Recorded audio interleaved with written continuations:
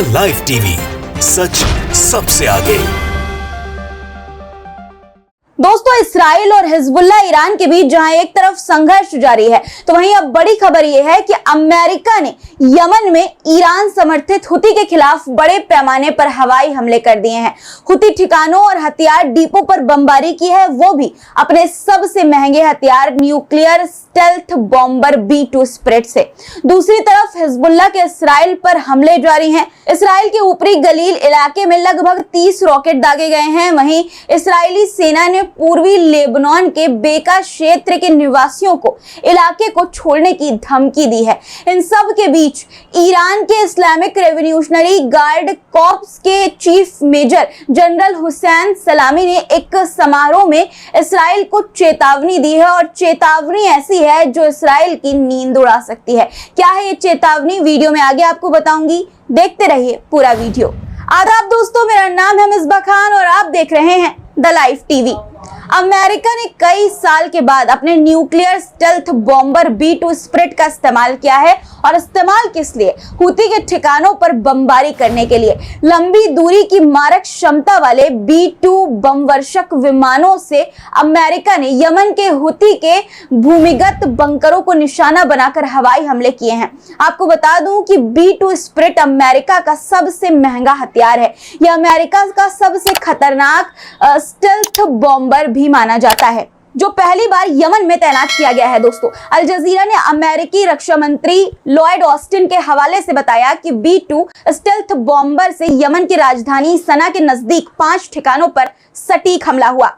Austin ने कहा कि जमीन के भीतर हुती ने घातक हथियार छुपा रखे थे। इसका इस्तेमाल वे दूसरे देशों पर हमला करने और लाल सागर और अदन की खाड़ी में जहाजों को निशाना बनाने के लिए करते थे। अमेरिकी रक्षा मंत्री ने कहा कि ये हमले राष्ट्रपति जो बाइडेन के निर्देश पर किए गए हैं। यानी कि दोस्तों, जो बाइडेन की इस हमले में इजाजत थी, उन्होंने इस हमले को मंजूरी दी थी।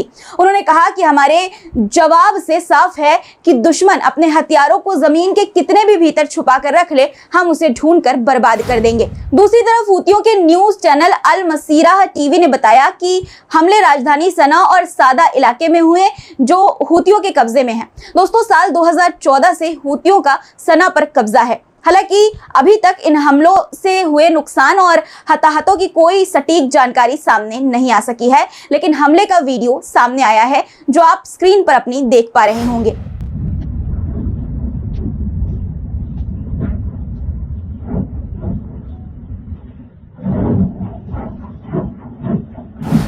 दोस्तों, पिछले महीने से हुती इजराइल से जुड़े जहाजों पर लगातार हमले कर रहे हैं, जिन्हें वे फिलिस्तीनियों के साथ एकजुटता के रूप में दिखाते हैं। लेकिन इन हमलों का असर अन्य कमर्शियल जहाजों पर भी पड़ा है, जिसका इस संघर्ष से सीधा संबंध नहीं है, ऐसा अल जजीरा ने अपनी खबर में बताया है। अब दोस्तों, जो बाइडेन के इस कदम से मध्य पूर्व में तनाव और बढ़ सकता है, खासकर जब पूरा इलाका पहले ही इस्राइल और फिलिस्तीन संघर्ष की चपेट में है।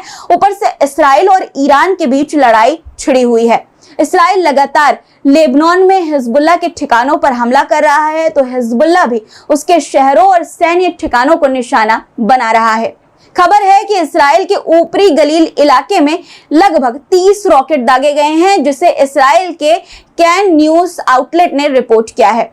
सिर्फ यही नहीं, हिजबुल्लाह ने उत्तरी इस्राइल के एक शहर पर भी रॉकेट दागे हैं, जिससे सीमा पर तनाव और बढ़ गया है। इस हमले से इस्राइल और लेबनान तनाव और बढ़ सकता है। वीडियो जो सामने आई है वो आपकी स्क्रीन पर है, आप देख सकते हैं दोस्तों।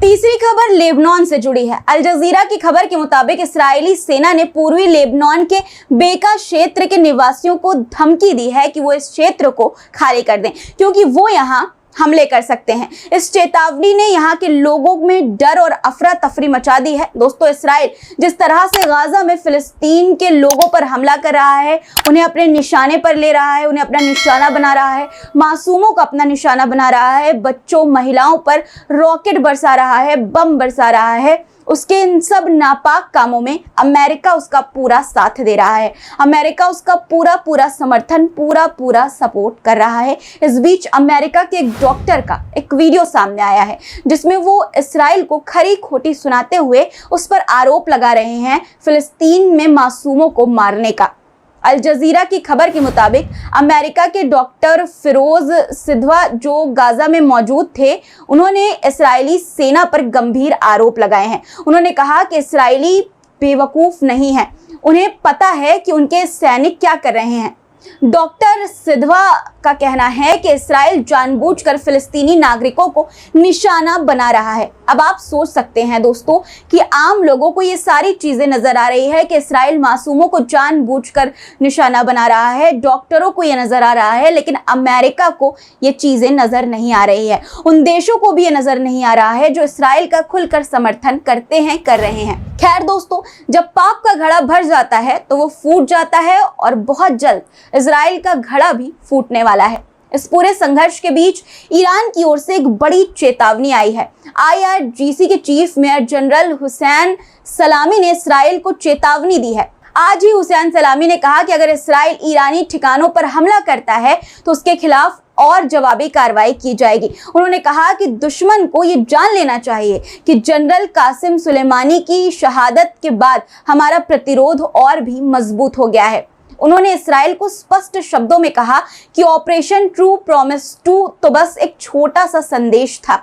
इसके साथ ही जनरल सलामी ने इस्राइल को दोबारा वही गलती ना करने की चेतावनी दी है। उन्होंने कहा कि अगर इस्राइल हमला करता है तो फिर ईरान फिर से दर्दनाक हमला करेगा। आपको बता दें कि इस्राइल ने 1 अक्टूबर को ईरान के मिसाइल हमले के बाद ईरान पर हमला करने की कसम खाई है। खबर ये भी सामने आई दोस्तों कि 5 नवंबर से पहले इजराइल ईरान पर हमले करने की प्लानिंग कर रहा है। हालांकि अब ईरान की चेतावनी इस्राइल को एक बार फिर से सोचने पर मजबूर करने वाली है। इस पूरी खबर पर, इन मुद्दों पर आपकी क्या राय है दोस्तों? कमेंट में अपनी राय जरूर लिखेगा और चैनल को अगर आपने सब्सक्राइब नहीं किया है तो जरूर से कर लीजिए ताकि आपको खबरों की नोटिफिकेशन मिलती रहे। फिर मुलाकात होगी कुछ नए खबरों के साथ, कुछ नए मुद्दों के साथ। तब तक के लिए अपना रखिए ख्याल और मुझे दीजिए इजाजत। अल्लाह हाफिज।